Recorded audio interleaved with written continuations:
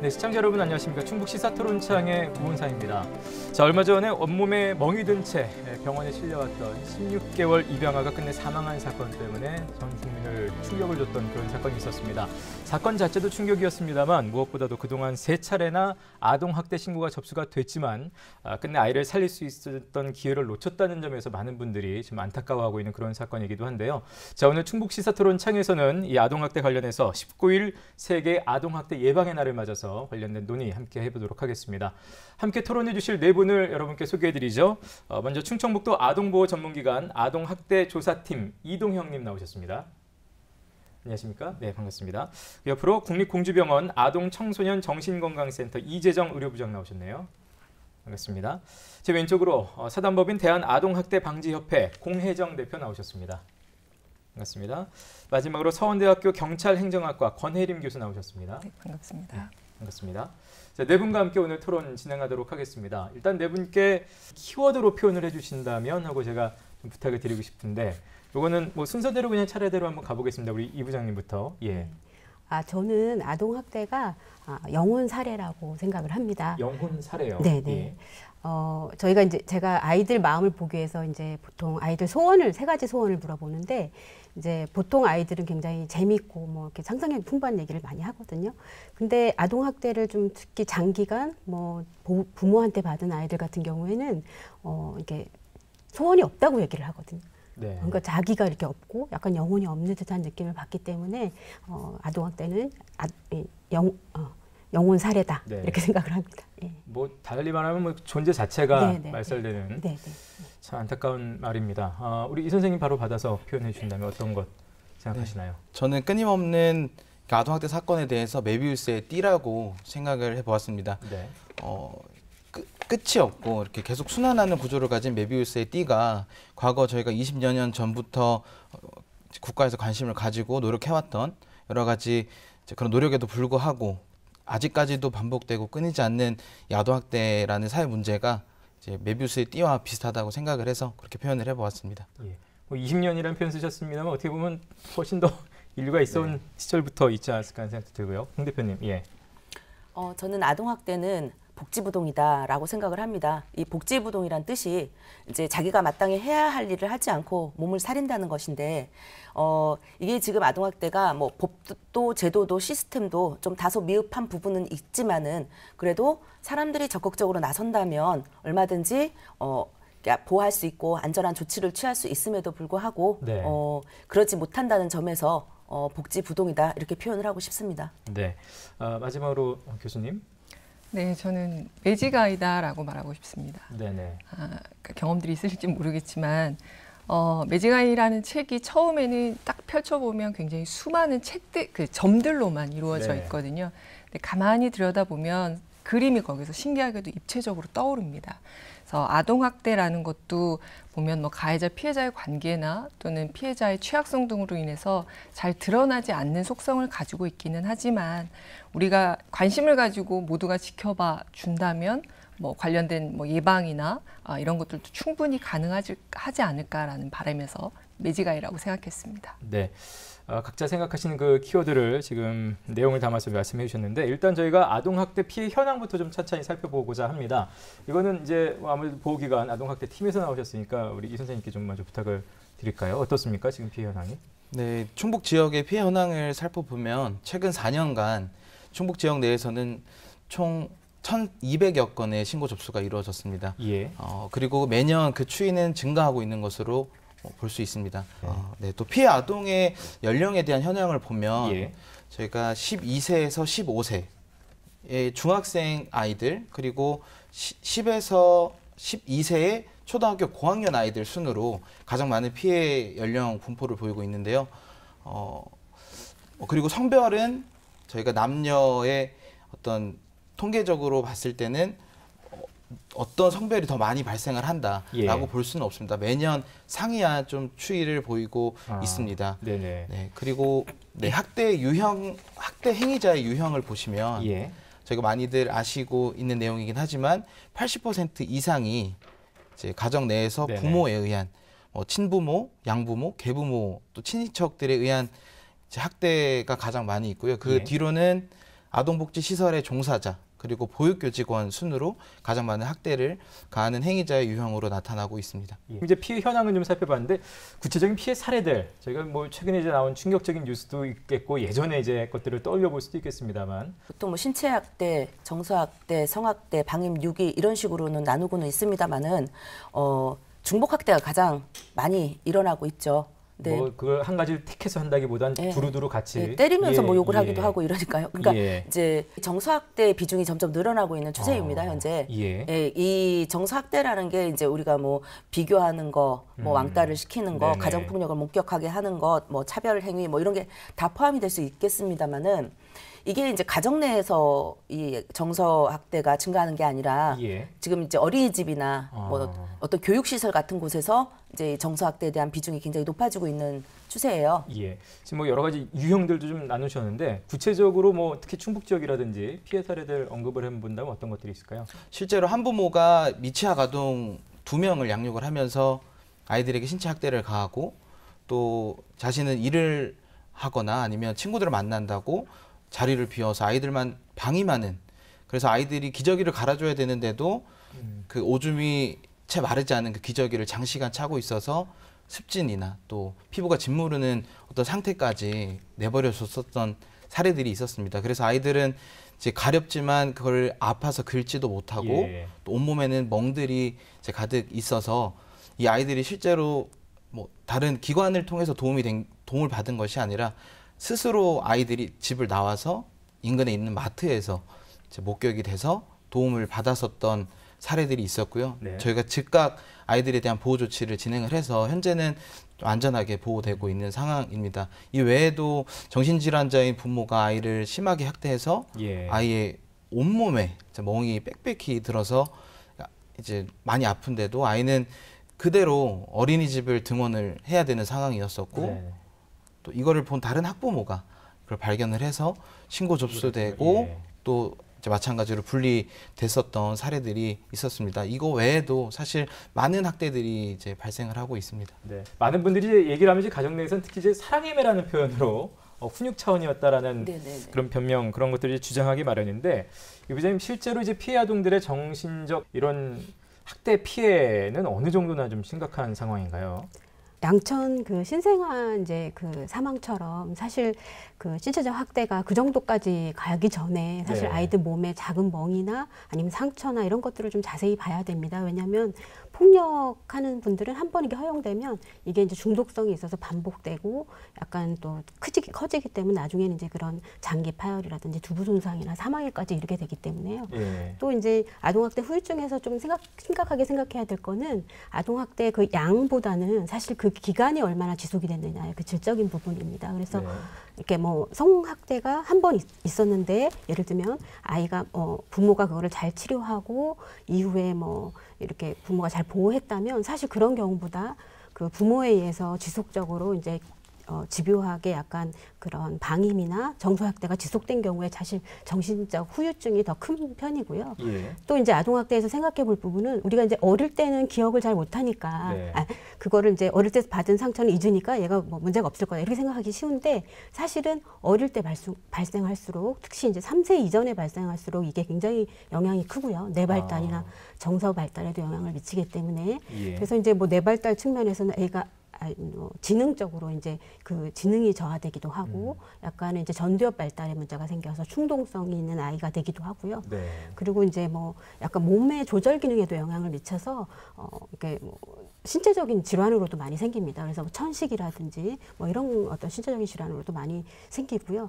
또 이제 정서적인 문제는 아마 애착 문제가 좀 클 것 같습니다. 그래서 예. 애착 그 어떤 아이들은 애착이 없으면 생존할 수가 없잖아요. 그러니까 그런 어떤 학대하는 대상하고 헤어지지를 못합니다.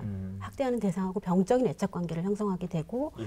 이런 애착 관계가 이 아이의 성인기의 어떤 그런 대상 관계, 대인 관계에 다 영향을 미치니까 예. 이제 그런 부분에 후유증이 많고요. 또 애착 대상으로부터의 어떤 정서 조절 기능이나 이런 게 다 안 되니까 이제 어떤 우울증이라든지 뭐 불안이라든지 그다음에 이제 소위 말하는 외상후 스트레스 장애 이런 것도 있고요. 또 한 가지 제가 꼭 말씀드리고 싶은 건 뭐가 있냐면 세상에서 나를 가장 사랑해 줄 사람은 부모잖아요. 네. 근데 그 부모가 나를 이렇게 어떻게 보면 예. 때렸다, 학대했다 그러면 내가 학대받을 만한 아이 아닌가? 내가 문제가 많은 아이인가? 내가 나쁜 아이 아닌가? 이런 부정적인 자기 개념이 예, 생기거든요. 그러면 이제 청소년기에 가면 이제 자살, 자해, 자기 파괴적인 행동을 많이 하게 되는 거죠. 그리고 이제 분노가 폭발하면서 범죄 행위나 이런 것도 좀 많이 하게 되고요. 그래서 사실 제가 아까 말씀드렸지만 이제 그런 아동 학대는 특히 부모에 의해서 장기간 이루어진 아동 학대는 아이의 그 삶을 파괴하는 영혼 살해다. 저는 이제 그렇게 생각을 합니다. 권 교수님 지금 이제 그 아동학대 같은 경우도 법적으로 처벌받는 기준들은 다 있죠. 지금 네. 현재 법적인 처벌은 어떻게 이루어지고 있습니까? 지금 현재 아동복지법에 의거해서 아동학대나 방임 사건에 뭔가 이렇게 유죄가 선고되어지는 경우에는 5년 이하의 징역이나 5천만 원 이하의 벌금에 처할 수가 있습니다. 예. 또 2014년 그 아동학대 범죄 처벌 등에 관한 특례법이 제정이 되면서 좀 더 이제 가중 처벌이 가능해졌거든요. 예. 그래서 피해 아동의 상태에 따라서 심한 경우는 최대 무기징역까지 처할 수 있는 상황입니다. 근데 사실 현실은 이렇게 존재함에도 불구하고 관련 예. 법적 근거가 있음에도 불구하고 집행유예 비율이 가장 높죠. 그래서 사회적으로 관련 사안이 너무 솜방망이 처벌이 아니냐라는 예. 그 뭐 우려의 목소리가 있는 것도 제가 볼 때는 전혀 근거 없는 주장은 아니지 않나라는 생각입니다. 그렇게 집행유예가 좀 많이 나오는 거는 왜 그럴까요? 글쎄요, 뭐 현장에서 보면 집행유예 사유로 그 순위들이 있는데 가장 1순위가 이제 생계 유지의 목적으로 네. 아무래도 이제 가정이 걸려 있는 문제이다 보니 그 다음에는 아까 말씀하셨듯이 나는 훈육이었다라고 항변을 하는 거죠. 네네. 훈육 목적의 학대였다. 그다음에 내가 이제 징역형을 살게 되면 아동 보호의 공백이 생기는 부분들 예. 이런 것들이 법원에서 고려되어지면서 집행유예가 많이 선고가 되어지는 게 아닌가 싶습니다. 예. 원인은 어디 있을까요? 그렇게 어린 아기이고 힘이 없는 아기일수록 사실은 굉장히 보호하고 싶고 잘 대해주고 싶은 게 보통 인지상정이라고 우리가 생각을 할 텐데 거기서 학대가 들어가는 거는 원인은 어디서 찾을 수 있을까요? 이건? 아동 학대를 하는 행위자들이 과거에 학대 경험을 한 경우도 꽤 있습니다. 학대를 당한 거죠. 그래서 이제 학대의 대물림이라고 저희는 얘기를 하는데, 예. 그러니까 이제 본인들이 학대를 당했기 때문에 어떤 방식으로 훈육해야 되는지를 잘 모르기 때문에 또 학대를 하는 네네네. 경우도 있고요. 그 다음에 이제 또 어떤 학대 행위자가 약간 어떤 알코올 문제라든지 어떤 정신질환이 있을 경우에 어떤 그 아까 이제 심각한 상태의 그런 학대가 일어나기도 하고요.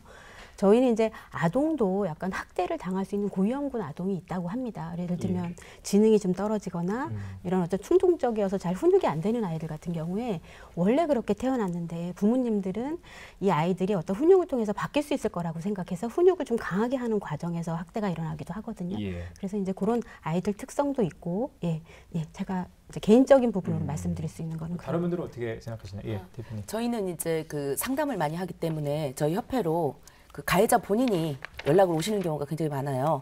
저희는 어차피 뭐 그 신고 기관이 아니잖아요. 네. 그 신고 의무자도 아니고 하니까, 그러니까 본인들도 괴로워하세요.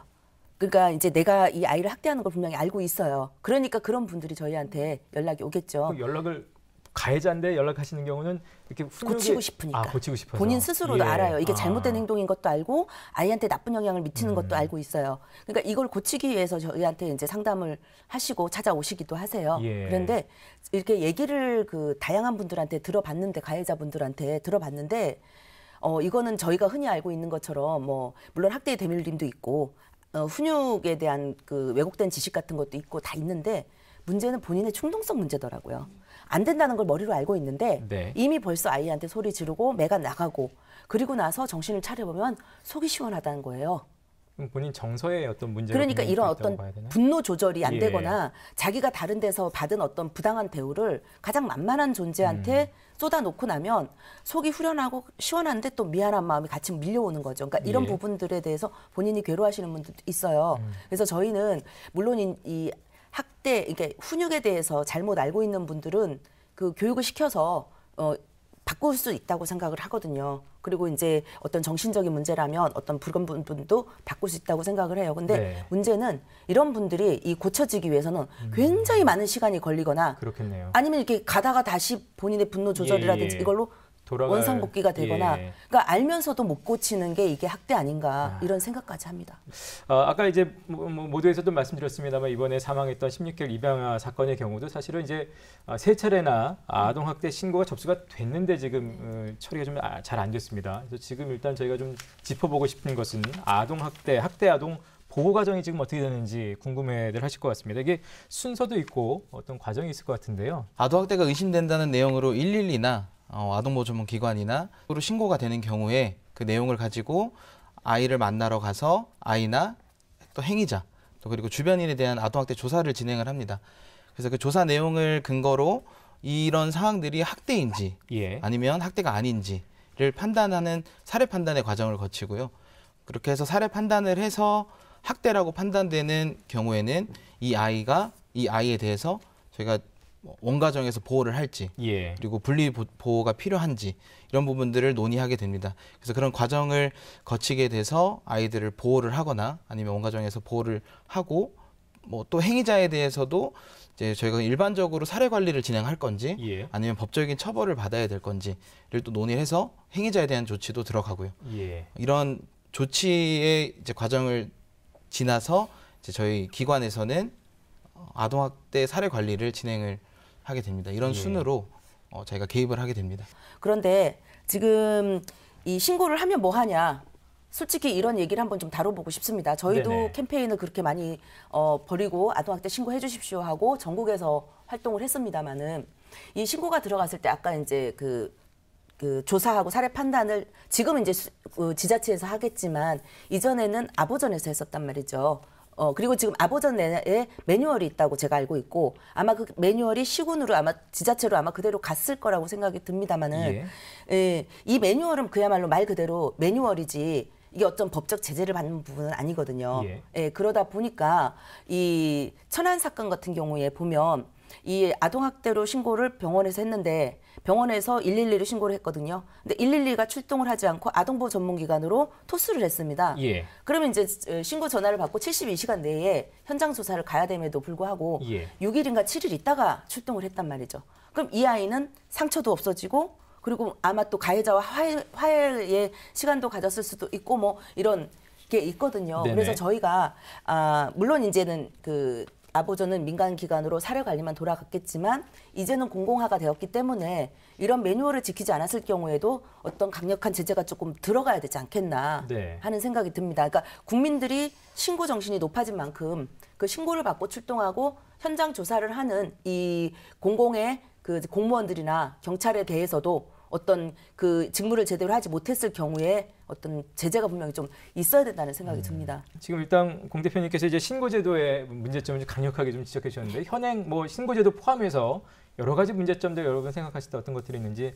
그러니까 우리 사회에서 뭔가 끔찍한 어떤 범죄의 형태든 그걸 또 피해 아동의 이름을 네이밍을 붙이고 이런 끔찍한 아동학대 사건이 발생할 때마다 사실 대책 방안들은 말 그대로 쏟아져 나오는 것 같아요. 막 여기저기서 그렇죠. 그래서 관련 법조문에 대한 개정도 그런 측면에서 보면 그 6월 달에 9세 아이가 그 트렁크에 갇혀서 학대, 살인, 사망 사건이 난 경우에도 보면 그 이후에 지금 그 국회에 계류 중인 법률안만 관련 게 40여 개가 된다고 하더라고요. 제가 볼 때는 감히 아동학대를 막기 위한 제도나 법률적인 검토는 충분하지 않나.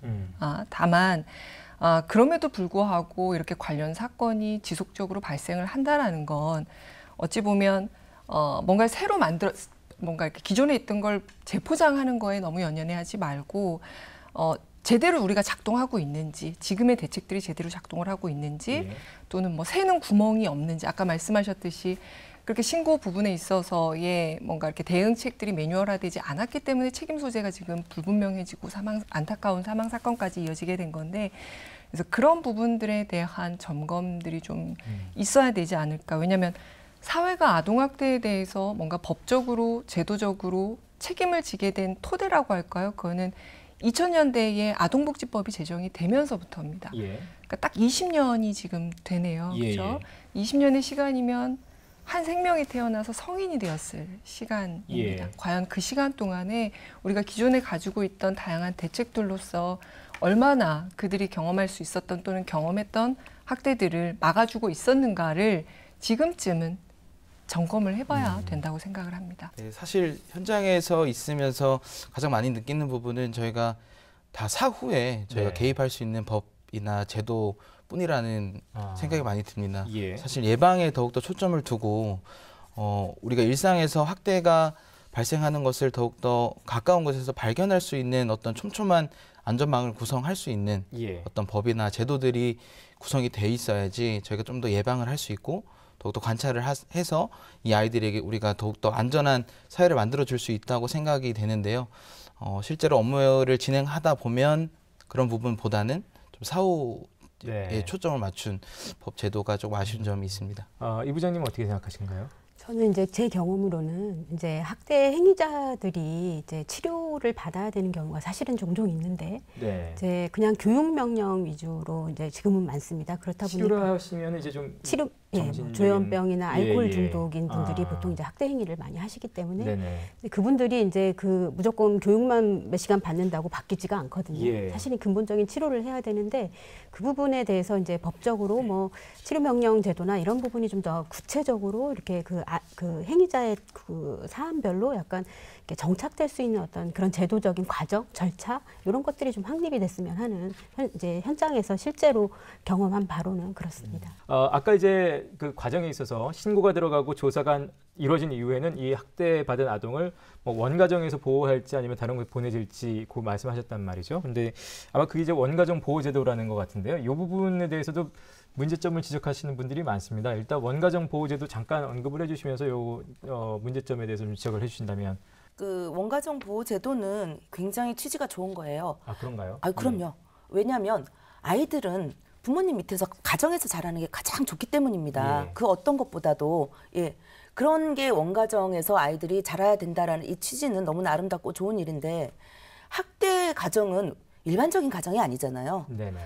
아동 학대는 범죄잖아요. 예. 그런데 이 아동 학대 범죄 피해자를 범죄 가해자에게 그냥 살아라 그러니까요. 예. 하고 놓는 게 지금 예. 그 원가정 제도라고 잘못 이해를 해서 그래요? 원가정 보호 제도 우선이다라고 얘기를 하시는 것 같아요. 예. 그러니까 이 원가정 보호 제도에 대한 뜻을 이 법을 만드시거나 하시는 분들이 잘못 이해를 하신 거예요. 이 원가정은 학대의 위험성이 없는 원가정이라는 네네네. 얘긴데 그래야 되겠죠. 학대의 위험성이 있는 곳에다가 예. 아이들을 그냥 이 말 자체가 웃겨요.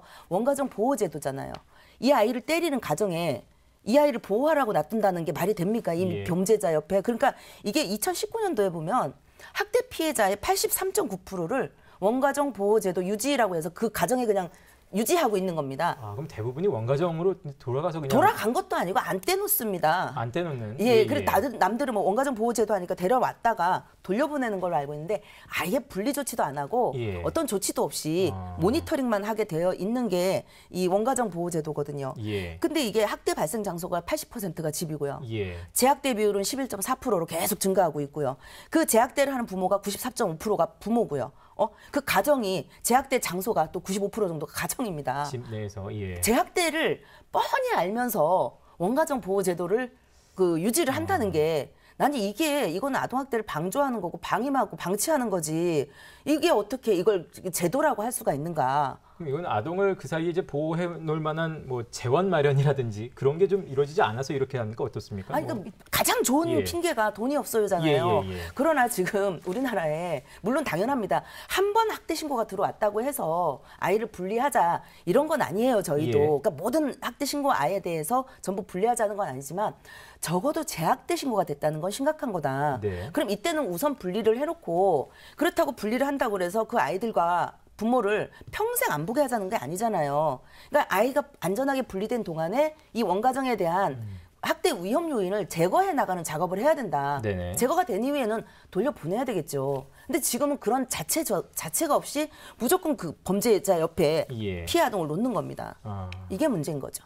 뭐 저도 비슷하게 생각을 합니다. 근데 이제 위탁가정 제도라는 게 이제 생겨서 예. 그나마 조금 이제 시작은 했는데 이게 위탁가정도 사실은 관리 감독을 강화해야지 위탁가정에서도 역시 이제 학대가 지금 발생한 거잖아요. 그러니까 이제 사실은 재원을 많이 마련을 해서 그리고 또 사실 제가 알기로는 유럽 같은 데는 이렇게 그 보육원이나 이런 시스템이 많이 없어지고 위탁가정이나 이런 부분이 좀 많다고 해요. 그래서 가정 형태로 아이들을 이제 돌보는 어떤 시스템이 많은데 예. 우리나라는 이제 이런 부분이 이제 시작한 단계이기 때문에 이제 이런 위탁 가정이 많아졌으면 좋겠다는 저는 생각이 있습니다. 그래야 분리도 할 수 있고 또 그 아이들이 또 원가정으로 돌아가기 어렵다 싶을 때는 위탁 가정에서 이제 키워질 수도 있고 이럴 수 있다고 생각을 합니다. 예. 현장에서는 이런 부분에 대해서는 어떻게 느끼시나요? 사실 원가정 보호는 아까 말씀드린 것처럼 이제 당연히 아이는 부모 밑에서 예, 예. 건강하게 자라야지라는 생각이 있기 때문에 저희도 실제 현장에서는 아이들을 조치하게 할 때는 원가정 보호를 가장 우선시 하게 됩니다. 그러나 아까 말씀하신 것처럼 예.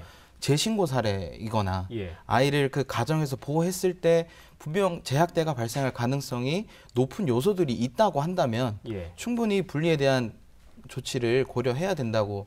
근데 지금 네. 재학대 대표님. 신고가 들어갔는데도 불구하고 70.7%를 또 그대로 놔둡니다. 예, 예. 그러니까 저는 이게 문제라고 생각을 하는 거예요. 이미 재학대가 들어간 이 심각한 상황에서도 아이를 분리 조치하지 않고 그냥 70%가 넘는 아이들을 그대로 그냥 조치 없이 그 팽개쳐 놓는다는 이 자체가 이거는 반드시 뭔가 개선이 되어야 될 사항이라고 봅니다. 이번에 사망한 그 16개월 입양아도 부모가 좀 분리가 됐더라면 그렇게까지 되지 않았을까? 조사라도 했더라면. 예, 조사가 됐더라면. 예, 조사라도 제대로 했더라면. 네네. 예. 아, 네, 지금 저는- 이제 예, 교수님.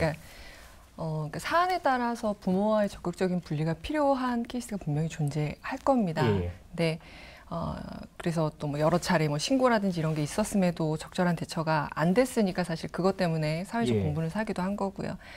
근데 이제 범죄학적인 측면에서 보면 이랬더라면 범죄를 막을 수 있었을 텐데 나라면 안 그랬을 텐데 사실 이 사고가 되게 위험한 거거든요. 예. 그러니까 내가 그 상황이었다면 또 달라질 수도 있다라는 측면도 좀 한번 고민을 해봐야 되지 않을까. 그러니까 아이를 부모와 분리시켜서 제대로 된 보호 조치를 할 수만 있다면 예. 왜 고민을 하겠습니까, 우리가. 그렇죠? 근데 뭐 현실적으로 보면 아동에게 제공할 대체 가정 제도가 예. 너무나 부실한 게 우리나라 실정이고요. 그런 측면에서 보면 무조건적인 부모와의 어떤 분리 결정 이런 것들은 쉽지만은 않다. 그래서 결국엔 아동학대 사건에 있어서의 사망 사건, 예. 이건 물론 미흡한 대응의 그 책임도 분명히 존재할 겁니다. 근데 어찌 보면 현장 판단에 어려운 뭐 그런 예. 실정들, 그리고 여러 어떤 제도적인 맹점들, 이런 것들이 서로 복합적으로 맞물려서 일어난 결과이지 않을까 싶습니다. 그럼 역으로 만약에 그 분리 결정을 할 수 있는 여건이 토대가 마련돼 있다면 지금보다는 비율 같은 것이 원가정 아까 돌아가는 비율이 원가정 제도를 이용하는 비율 한 83.6% 말씀하셨던 것 같은데요. 더 이렇게 낮아질 수 있었을까요? 그렇죠. 어떻습니까? 그리고 가정의 복귀라는 건 예. 신중하게 고려가 되어져야 하는 게 맞습니다. 그러니까 선택지가 없어서 가정으로 보내지는 경우가 아니라 충분한 선택지 중에서 우리가 뭐 이념적으로 현실적으로 측면을 고민을 해봐야 되는 거지. 그리고 어떤 경우에서든 이걸 원가정에서 아이를 보호를 받게 할 것이냐, 부모로부터 단절시킬 것이냐에 대한 판단의 기준은 예. 아이여야 된다고 생각을 합니다. 그러니까 아동에게 있어서 최선의 이익에 부합하는 것이 무엇인가? 예. 과연 우리 사회가 그걸 판단할 만한 기준이나 또는 현실적인 여건들이 마련이 되었는지는 네, 저는 회의적입니다. 거기에 예. 대해서 제가 말씀을 드리고 싶은데요. 네. 아동을 이제 분리했다가 돌려보낼 때 신중하게 돌려보내야 되잖아요. 그런데 현재 아동복지법 제4조에는 이유도 없이 묻지도 따지지도 않고 아동을 분리했을 경우에 신속하게 돌려보내라는 게 있어서 이제 거기에 대한 발의안이 많이 나왔었습니다. 사실은. 예. 근데 아직 통과가 안 된 걸로 알고 있고요. 예. 예. 또 이 아까 그 말씀하신 것처럼 이 이제 인프라 조성도 굉장히 많이 필요한데 어떤 아동에 대한 그 최선의 예. 이익은 아동이 판단을 할 수 아동을 있어야 되고 기준으로, 아동의 예. 이익이 최우선적으로 고려돼야 된다고 하는데 아까 말씀하신 것처럼 분리와 이제 원가정 복귀에서 아이의 그 의견이 되게 많이 반영이 되고 있어요. 그 매뉴얼에도 그렇게 되고 있는데 저희가 굉장히 위험한 게 뭐냐면 이 지금 16개월 아가 같은 경우는 자기 의사 표현을 못 해요. 못하겠죠. 그랬는데 이제 아동보호 전문기관에서 경찰이 이렇게 갔더니 아기가 그 가해자 양부모 품에 코가 안겨 있었어요. 예. 그러니까 애착 형성이 잘 돼 있구나 하고 아. 돌아왔답니다. 근데 사실 이 아가들은요. 모르는 사람이 더 무서운 거예요. 그렇죠. 예, 이상한 예, 사람들이 예. 들어오면 당연히 숨으려고 예. 품을 파고드는 그런 것도 있고 또 하나가 천안 아동 같은 경우 더 많은 사례가 있습니다만은 그 천안 아동 같은 경우도 이 아보전에서 나가서 위험 척도표를 작성을 했을 때 분리를 원하지 않았어요. 이 아이는. 근데 이 아이도 지금 만 10세, 만 9세 이 아동도 더 무서운 거예요. 아이들은 아이들의 눈으로 세상을 판단을 네네네. 합니다. 그리고 부모를 통해서 세상 사람들을 예. 판단을 해요. 그러니까 남의 애들도 다 맞고 산다고 생각을 하고 있고요. 예. 남의 부모도 다 자기 부모처럼 때린다고 그렇겠죠. 생각을 해요. 예. 그렇기 때문에 이 아이들은 분리를 결코 원하는 피해 아동은 없습니다. 예. 그런데 그 판단을 아이를 위한 판단을 전문가들이 판단을 해야 된다고 생각을 해요. 예. 만약에 그 당시에 천안 아동 같은 경우도 본인은 분리를 원하지 않았지만 이건 위험한 상태다 해갖고 잠시 안전하게 분리를 시키고 부모 교육이 들어가거나 아까 말씀드린 것처럼 치유 작업이 들어가는 과정을 거쳤다면 뭐뭐라면이라는 그런 사고가 위험하다고는 하셨습니다마는 그런 부분도 생각은 안 할 수 없는 부분이고요. 그래서 무조건적인 아이의 의견 물론 무시하라는 얘기는 아니지만 네네네. 그 경험과 판단이 많은 어른들이 그런 부분은 좀 결정을 좀 하는 게 더 낫지 않겠나 전문가들이 좀 필요하다는 얘기입니다. 예. 그래서 연령의 어떤 뭐 기준이라든지 이런 것들이 우리가 어떤 사건에 그러니까 더군다나 굉장히 언론에서도 그렇고 일반 시민들도 그렇고 굉장히 선정적인 어떤 결과물이 난 사건에 너무 주목하는 경향이 없지 않아 존재하지 않나. 그러다 보면 사실 그 수면 위에 떠오르지 않은 정말 일상생활에서 당하게 되는 네네. 그런 학대 행위들에 대한 것들은 되게 또 쉽게 예. 또 용인되어져 버리는. 왜냐하면 우리가 언론이나 또는 모두가 다 공분했던 기준에는 미달하기 때문에 잘못된 어떤 기준점을 제시할 수 있다라는 측면에 있어서 뭔가 좀 일반적으로 일단은 접근을 해보고 예. 나름의 어떤 기준을 세우고 각 케이스나 아니면 뭐 아이의 연령을 고려한 뭐 이런 그 심층적인 접근은 예. 두 번째 단계로 진행이 되어져야 되지 않을까. 예. 그래서 원가정 복귀 시에 뭐 아이의 그 의사 표현이 되어지지 않는 아이들의 문제를 지적을 하셨는데 예. 공감합니다. 그래서 그런 경우에 사실 뭐 지금 뭐 주장되어지는 일부 내용들은 미성년자들 같은 경우 후견인을 선임을 해서 강제적으로 친권자의 그 징계 행위에 대해서 지속적으로 관리 감독하는 상태에서 원가정으로 돌려보낸다든지 뭐 이런 것들이 대안들로 실효성 있는 대안들로 고려되어지지 않을까 싶습니다.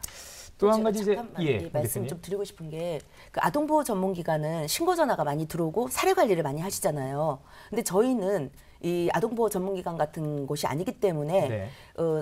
제보나 상담 전화가 많이 들어오는데 그 아동 자신의 전화가 많이 옵니다. 우리가 이제 카톡이라든지 인스타그램이나 뭐 SNS를 통해서도 많이 들어오는데 그래서 이제 결정적으로 그럼 어떻게 해줬으면 좋겠나. 그러면 이제 구호해 줄까? 그러면 112 신고를 해야 된다. 그리고 너희를 안전하게 보호해 주겠다 했는데 그걸 원하는 아동은 하나도 없어요. 그러니까 전화를 하는 아동 정도라면 이제 중학생 정도는 됩니다. 초등학교 고학년이나. 근데 그 아이들은 무서워서 그 즉시 저희한테 뭔가 이렇게 상의를 하지만 분리를 원하지는 않아요. 왜? 협회까지는 전화하는데 하는데 신고는 무서워하는군요. 그리고 우리가 너희를 위해서 뭔가를 액션을 취해줄게 했을 때 굉장히 부담스러워하는 게 뭐냐면 우리나라 정서상 아직까지는 부모를 신고한다는 데 대해서 굉장히 두려움을 갖고 있습니다. 또 하나가 이 부모가 만약에 신고돼서 감옥 가면 어떡하지? 아동학대 그 정도로는 감옥 안 가는데도 불구하고 감옥을 가면 아까 그 말씀하신 것처럼 나의 의식주를 해결해 줄 수 있는 어떤 경제적인 게 없어지고 또 가정이 깨진다고 생각을 해요. 그렇기 때문에 아동 본인이 이 신고 전화를 했을 정도면 어마어마한 그 아래 수면에 그 어마어마한 학대가 있었기 때문에 견딜 수가 없었다고 판단을 하시면 되고요. 일반적인 아이들은 아직까지도 신고를 못하고 분리를 원하지는 않더라고요. 제가 또 한 가지 이제 좀 잠깐 구체적으로 여쭤보고 싶은 거는 이제 아동복지법이 개정이 되면서 이제 지난 10월부터 아동학대 조사 업무가 아동보호 전문기관에서 일선 시군으로 이제 이관이 돼 있습니다. 이거는 어떻게 잘 됐다고 보시나요? 지금 청주시 내에서도 10월부터 아동학대 전담 공무원이 배치가 돼서 조사 업무를 진행을 하고 있습니다. 근데 이 아동학대 업무라고 하는 게 그 아까도 말씀하셨듯이 그 현장에서의 어떤 판단, 여러 가지 상황들을 고려해서 결정을 내려야 되는 어떤 업무이기 때문에 일반적인 저희 사회복지 업무와는 또 다른 예. 확연히 다른 이제 내용의 업무이기 때문에 어느 정도 이 사회생활을 하고 어느 업무에서 일을 했다고 하는 경력직이더라도 이 업무를 접하고 매뉴얼이나 법을 숙지하고 또 업무를 숙달하는 그 과정들은 굉장히 오랜 시간이 걸리기 네. 때문에 안정적으로 지금 이 공공화가 정착되기 위해서는 더 많은 시간이 필요하고 걸리겠다. 있습니다. 예. 그렇군요. 뭐 다른 분들도 비슷한 의견이신가요, 이에 대해서? 저도 비슷한 의견인데 예. 이제 좀 더 네. 전문성이 있는 어떤 그분들이 그 공무원들 대상의 어떤 교육이라든지 뭔가 이런 부분이 좀 더 체계적으로 이루어져야 되는 건 당연한 거고 예. 저는 이게 그 공무원이 이제 순환 근무를 많이 하잖아요. 그러니까 좀 익숙해질만 하면 다른 파트 가고 아, 그렇죠. 이렇게 해서 사실은 업무에 공백이 많이 생깁니다. 그래서 이런 그러니까 그 업무를 계속할 수 있는 어떤 안정적인 부분이 좀 필요할 것 같습니다. 예. 그래서 어쨌든 뭐 아동보호 전문기관 생기고 이런 과정이 다 우리가 시행착오의 일이었거든요, 여태까지. 근데도 이제 어쨌든 최대한 노력을 하고 있는 상황이기 때문에 어쨌든 좋은 방향으로 갈 수 있도록 좀 지켜봐야 되지 않나 저는 약간 그렇게 생각을 하고 사실은 있습니다. 일산시군으로 이관된 것 자체도 분명히 어떤 문제점이나 필요성이 있기 때문에 이관이 네, 됐을 네. 텐데. 필요성은 뭐 당연히 있다고 왜냐면 생각합니다. 왜냐하면 기존에 예, 좋습니다. 이렇게 그 아동 보호 전문기관에서 현장에 출동을 하면 뭐 조사 거부나 또는 조사자를 위협을 해도 별다른 왜냐하면 특별한 그렇죠. 예. 권한을 권한이 가지고 있는 게 없이, 예. 아니기 때문에 그래서 효과적으로 조사 업무를 수행하기가 좀 어렵지 않느냐라는 한계점도 네. 있었고 또 실질적으로 어떤 이 보호가 필요한 아동들에게 이런 그 공적인 차원에서의 책임을 지어줘야 된다라는 또 필요성. 그래서 뭐 그런 것들이 결합되어져서 이번에 이렇게 아동학대 전담 네. 공무원으로서 지자체에서 담당을 하게 된 것 같은데요. 그 자체만으로는 큰 의미가 있다고 봅니다.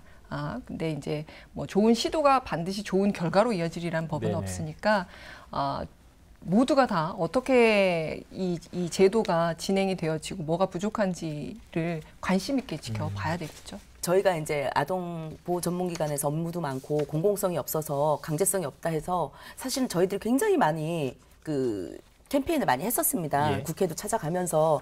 근데 저희가 원했던 거는 사실은 그 아동보호 전문기관의 그 상담원들이 조사원들이 어쨌든 간에 가장 전문가예요, 우리나라에서는. 그래서 이 사람들에게 사법경찰권을 주든가 이분들한테 강제 공공성을 좀 부여를 해달라는 거였었거든요. 예. 근데 갑자기 이제 그분들이 따로 뜬금없이 공무원을 만들겠다 해서 그러면 공무원을 만들면 전문가 공무원인 줄 알았어요. 예. 근데 3월 달에 벌써 시행을 한다고 했는데 지자체들이 부랴부랴 10월 달 1일부터 시행을 했는데 10월 달에 모으더라고요. 그리고 충북 같은 경우 11개 시군이 있습니다. 예. 청주시하고 충주시만 있죠. 배치가 된 곳이 네. 전담 공무원이 9개는 전담 공무원 배치가 안 됐습니다. 네, 지금 이런 형편이에요. 오히려 공공성을 강화하기 위해서 만들었던 게 오히려 지금 사례 전문가들이 배제가 되고 오히려 정말 이 순환하는 예. 비전문가들이 채워져서 지금 일선 정말 공무원들이. 너무 예. 걱정이 되고 있습니다. 사실. 예. 아동학대 얘기를 하면서 또 한 가지 생각되는 것은 특히 어느 쪽이든지 교육 홍보 중요하겠다. 또 특히 이제 예방이 무엇보다 어떤 일이든 최선이니까요. 제도적으로 좀 보완할 수 있는 장치들 예방을 위해서 특히 어떤 것들이 좀 필요할까요? 있으면 좋을까요? 어떤 분이 좋습니다. 그러니까 예방을 예. 하기 위해서 먼저 그러니까 우리가 예방을 통해서 감소시키려는 행위가 최초의 행위인지 아니면 뭐 기존에 있었던 재범을 예방하기 네. 위한 건지를 먼저 설정을 해야 되는 게 아닌가 싶어요. 왜냐하면 재범 예방을 위한 거라면 학대 행위자에 대한 처벌이나 처우 측면에서 그러니까 뭐 고려되어지면 예. 되는 부분이지만 사실 더 중요한 부분은 학대라는 사건이 발생되기 이전에 최초에. 네, 그렇죠. 예. 그래서 학대의 위험에 놓여져 있는 아동을 어떻게 하면 예측하고 판별하고 제대로 보호해 줄 것이냐에 대한 문제인 거거든요. 그래서 보면 그러니까 기본적으로 뭐 부모 교육이나 아니면 뭐 철저한 이웃 감시나 아니면 뭐 학대에 대한 예방 교육 뭐 이런 것들은 사실 사회적 차원에서 이루어져야 되는 건데 사실 효과성이라든지 이런 것들은 단기간에 나올 수 있는 내용들이 아니기 때문에 예. 그러면 이미 존재하면서도 문제 행동을 부추기는 요인들이 무엇인가를 예측해내야 되는 거죠. 그래서 보면 그렇기 때문에 저는 이제 기관의 역할이나 학교의 역할이 굉장히 중요하다. 왜냐하면 아이들을 보면 뭐 여러 가지 그 시그널들을 보내잖아요. 학대를 예. 내가 지금 당하고 있어요라는 메시지를 보낸다고 하는데 그런 것들을 근거리에서 지켜보고 예. 그다음에 그런 것들을 수면 위에 이렇게 내놓을 수 있는 이런 그 역할들이 중요하지 않을까. 그래서 그런 좀 고위험군 아동이나 아니면 가정을 좀 더 우리가 주시하고 또 그런 부분에 있어서 좀 더 국가가 적극적으로 개입을 해야 되는 거 아닌가라고 생각을 합니다. 그 역할을 또 다시 생각해 보지 않을 수가 없네요. 예. 다른 분들은 어떤 생각이신가요? 저는 이제 조금 네. 뭐 범국민적으로 약간 좀 생각하는 거는 이제 태어나서 임신했을 때부터 이제 3세까지가 좀 중요한 예. 아이들 양육에선 중요한 부분이기 때문에 특히 이제 엄마들 같은 산후우울증이 있을 경우에 이제 산후우울증 때문에 아이 살해하고 본인도 살해 이런 경우도 많이 생기거든요. 그래서 예. 산후우울증 같은 경우는 선별 검사를 좀 다 했으면 하는 마음이 들고 아. 임신한 분들한테. 그리고 또 외국 같은 경우는 이제 아이 양육을 위한 어떤 서비스, 그러니까 예. 아이가 저희가 이제 저도 아이를 키워봤습니다만은 굉장히 힘들거든요. 특히 첫째 아이, 그죠? 그리고 이제 뭐 예를 들면 조금 장애가 있거나 뭔가 어려움이 있는 아이들을 키우는 게 너무나 힘든 예. 일이기 때문에 이런 아이 양육에 대해서 지원을 할 수 있는 뭔가 그 국가적인 시스템 그런 기관들이 좀 만들어져야 되지 예. 않나 이게 이제 제일 중요한 부분이 아닐까 싶습니다. 예. 예. 처벌 제도는 어떻게 보세요? 이게 좀 더 강화돼야 된다고 보시는지 아니면 지금 있는 것도 충분한데 집행이 좀처럼 이제 현실에 맞게 되지 않는 부분들에 대해서 좀 고쳐져야 된다고 보시는지 어떻습니까? 이건 일단 교수님께 좀 네. 다른 분들도 마찬가지로. 예. 아동학대 사건 이렇게 특히나 사망 사건 터질 때 가장 이렇게 거론이 많이 되는 대책 방안이 크게 두 가지입니다. 부모 교육과 처벌 강화. 예. 그렇죠. 근데 부모 교육 측면에서 보면 딱 어떤 아동 학대에 대해서 일반적인 편견을 갖게 딱 좋게 흘러가고 있어요. 뭔가 문제 있는 집안에 내지는 문제 있는 뭐 부모의 그 아동들만 이런 학대를 경험하는 것처럼 사실 그거 아니잖아요, 예. 그렇죠? 그리고 또 하나가 이제 처벌 강화인데 뭐 아동 학대 사건뿐만이 아니라 일반적인 범죄에 있어서 처벌 강화는 가장 쉽고 또 가장 가시적으로 뭔가 하고 있다라는 걸 보여줄 수 있는 효과겠죠. 그래서 보면 뭐 이렇게 엄벌주의에 입각해가지고서는 아동 그 학대 대상자를 강하게 처벌한다. 이게 만약에 제3자에 의한 학대라면 엄하게 처벌해서 아동과 격리시키면 그만입니다. 예. 근데 우리 아까 원보호 뭐 그 얘기도 했었지만 원가정 보호도 얘기했었지만 부모 자식이라는 관계의 특성상 예. 이게 엄벌만으로는 능사가 될 수는 분명히 없다. 그래서 저는 개인적으로 물론 처벌이라는 게 지금 아까 제가 서두에서 말씀드렸듯이 법 규정이 없어서 못하는 거 아니기 예, 예. 때문에 범죄자 처벌에 쓰이는 여러 어떤 막대한 뭐 예산이라든지 예. 뭐 이런 것들을 차라리 아동학대 우리 아까 그 얘기하셨듯이 뭐 예방 교육이나 네. 아니면 위험군에 속해 있는 가정에 대한 아주 그런 정말 핀셋 감시 예. 감독이죠. 또는 피해 아동이 겪은 피해 회복해서 혼자 쓸 수 있는 힘을 쓸 수 있는 그런 쪽으로 비용을 투자하는 것이 저는 더 예. 바람직하지 않을까 생각이 듭니다. 예. 자, 오늘 뭐 저희가 시간이 좀 생각보다 많이 갔습니다. 발언기에 이제 한 번씩만 좀 남은 것 같아서요. 뭐 그 내용까지 포함해서 마무리 발언 혹시 더 하실 분들 제가 좀 드리도록 하겠습니다. 우리 이지정 부장님부터 해서 아이들은 부모만 키우는 게 아니라 사실은 같이 우리가 키워야 되고 그래서 내 옆에 있는 아이들한테 많이 관심을 가져주시고 그 아이들이 아파하거나 뭔가 좀 특이한 행동을 보인다면 좀 더 관심을 가져주셔서 이제 아동학대가 없고 좀 마음이 아픈 아이들이 없었으면 하는 마음입니다. 예. 이상. 권혜린 교수님. 예. 그러니까 아동학대라는 게 아까 말씀드렸듯이 보통의 평범한 부모들이 언제든 저지를 수 있는 행위다라고 네. 사회적으로 인식을 좀 하는 게 필요해 보입니다. 저도 어린 아이를 지금 양육을 하고 있지만 늘 자기 점검이 필요한 것 같아요. 내가 지금 이 친구를 훈육하면서 뭔가 감정적으로 이입되어 있지 않나. 그래서 혹시나 나도라는 마음이 우리 모두에게 있다면 또 이게 훈육인지 아닌지 헷갈릴 때는 아무것도 하지 말고 그냥 아이를 따뜻하게 안아주는 부모가 내지는 사회가 되었으면 좋겠다. 네. 네. 이정현 선생님. 예. 네. 저희가 우리 아이들은 사실 미래를 이끌어 가야 할 이제 주역이잖아요. 네. 그래서 그 아이들에게 지금의 우리 이 성인들이 좋은 환경과 그리고 건강한 이 사회를 사실 남겨줘야 하는 게 저희의 숙제라고 생각을 하는데 이 학대라는 것 때문에 저희가 그런 좋은 것들을 남겨주기보다는 학대만 대물림이 되지 않나라는 생각이 많이 들었습니다. 그래서 초반에 얘기 드렸듯이 이 메비우스의 띠처럼 계속 반복되고 있는 이런 학대의 대물림을 이제는 좀 끊어야 되지 않나라는 생각이 들고요. 예. 그래서 한 아이를 키우기 위해서는 뭐 온 마을이 필요하다라고 이제 얘기가 있는 것처럼 주변에서도 많은 관심과 또 아이들의 또 행복을 위해서 조금 신경을 써주시면 좋겠다는 생각이 들었습니다. 예. 마지막으로 홍 대표님. 예. 네. 그 얼마 전에 그 민법 그 징계권, 부모의 징계권 삭제로 인해서 또 한동안 시끌시끌했었습니다. 근데 우리나라보다 훨씬 앞서서 1979년도에 그 부모의 징계권이나 그 체벌, 자녀 체벌 금지법을 만든 스웨덴은 여러 가지 걱정에도 불구하고 현재 95% 체벌이 없어졌고요. 그리고 굉장히 걱정을 했는데 스웨덴 청소년들의 범죄율이 굉장히 감소를 했답니다. 예.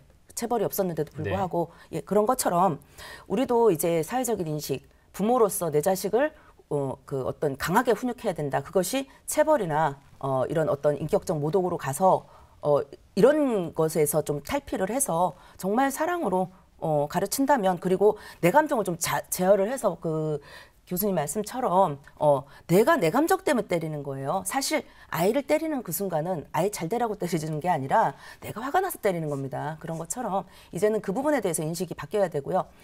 우리나라가 포용국가 아동 정책을 발표를 했습니다. 네.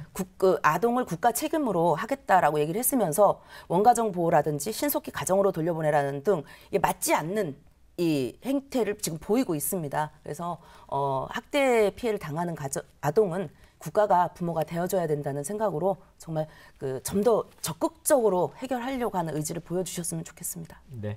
자, 오늘 토론 함께해 주신 네 분 감사드리겠습니다. 고맙습니다. 예. 자, 아동학대로부터 우리 아이들을 지키는 것, 아동보호 전문기관, 또 뭐 경찰, 학교의 일만이 아니라 우리 사회 구성원 모두가 아동학대 감시자, 아동의 보호자가 돼서 촘촘한 이런 감시망, 사회망을 구축해야 되겠다는 생각을 다시 한번 좀 해보게 됩니다. 충북 시사토론상 오늘 순서는 여기서 마치겠습니다. 시청해주신 여러분 고맙습니다.